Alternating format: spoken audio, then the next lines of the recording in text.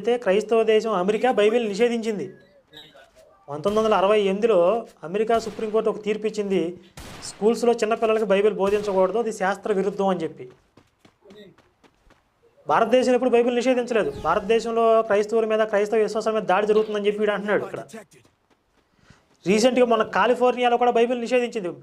బైబిల్‌లో సెక్సువల్‌గా ప్రేరేపించే అంశాలు ఎక్కువగా ఉన్నాయి అని చెప్పి కాలిఫోర్నియాలో బైబిల్ నిషేధించారు. భారతదేశంలో నిషేధం లేదు ఇంతవరకు. భారతదేశంలో హిందువులు అనుసరించేటటువంటి సంస్కృతిని అవహేళన చేసే విధంగా, కించపరిచే విధంగా బైబిల్ బోధలు ఉన్నప్పటికీ కూడా విగ్రహారాధన చేస్తే వ్యభిచారం అని చెప్పి, విగ్రహారాధన చేసే వాళ్ళని రాళ్లతో కొట్టి చంపండి అని చెప్పి, సూర్యుడిని ఆరాధించే వాళ్ళని రాళ్లతో కొట్టి చంపండి అని చెప్పి విధంగా హిందువుల్ని కించపరిచే విధంగా, హిందువుల విశ్వాసాలను దెబ్బతీసే విధంగా బైబిల్ బోధిస్తున్నా కూడా భారతదేశంలో ఇంతవరకు బైబిల్ నిషేధించలేదు. అమెరికాలో బైబిల్ నిషేధించారు.